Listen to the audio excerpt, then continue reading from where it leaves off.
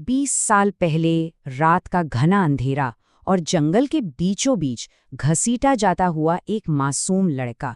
सोचकर देखिए, क्या हो अगर एक भूत किसी समर ट्रिप का हिस्सा बन जाए। हॉरर अड्डा की इस खौफनाक दुनिया में स्वागत है। आज हम एक ऐसी दिल दहला देने वाली कहानी की गहराइयों में उतरेंगे जो दिमाग को झकझोर कर रख देगी। क्या सच में हम कभी अकेले होते हैं?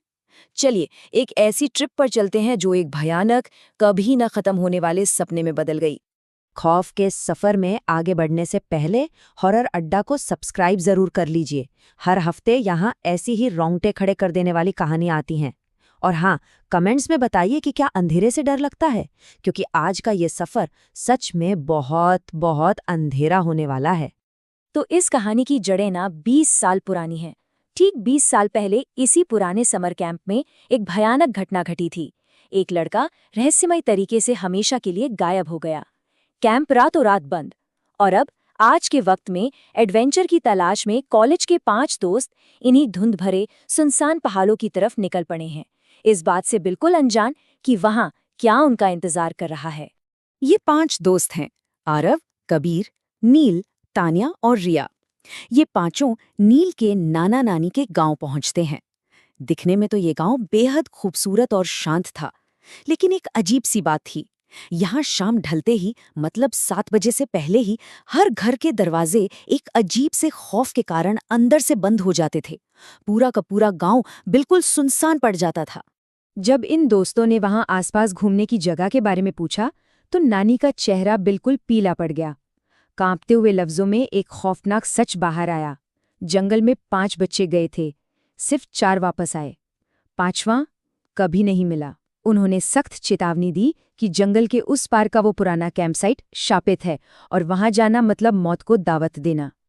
लेकिन कहते हैं ना, मना करने पर ही सबसे ज्यादा उत्सुकता होती है। रात के 11 बजे, जब पूरा गांव गहरी नींद में था, ये पांचों बहादुरी दिखाने के चक्कर में उल्लुओं और चमगादड़ों से भरे उस डरावने जंगल में घुस गए। पुराने कैंपसाइट पर टेंट लग गए, बॉनफायर जल गया और उन्हें लगने लगा कि वाह, ये तो एक शानदार एडवेंचर है। और बस यहीं से खौफ का असली खेल शुरू होता है। सबसे पहले रिया को एहसास हुआ कि घने अंधेरे में से कोई लगातार उन्हें घूर रहा है।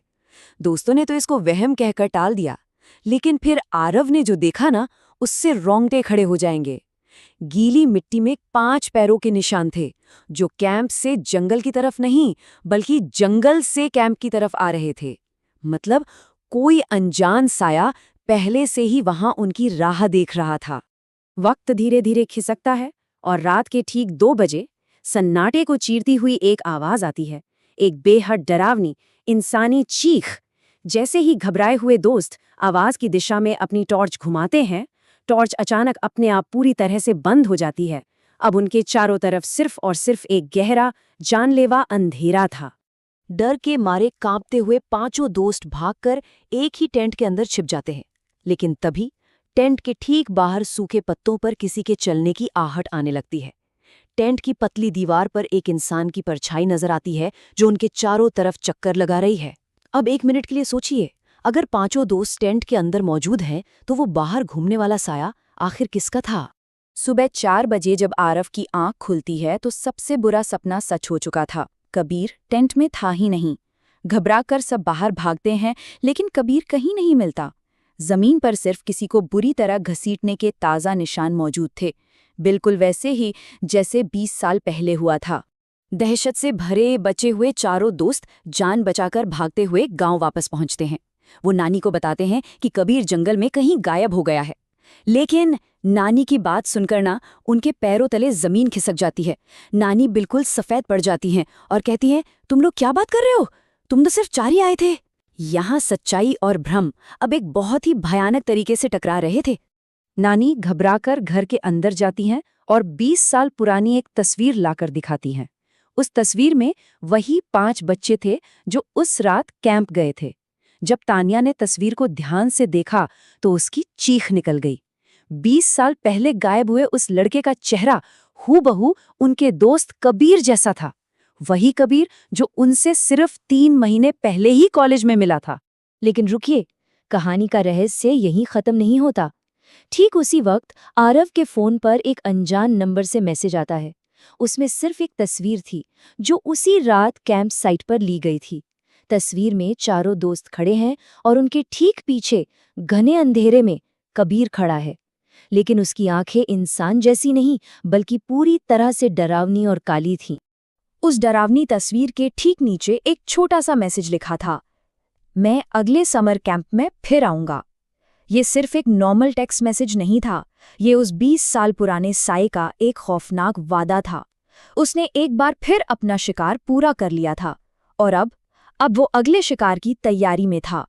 और अब आता है इस कहानी का सबसे खौफनाक मोड़।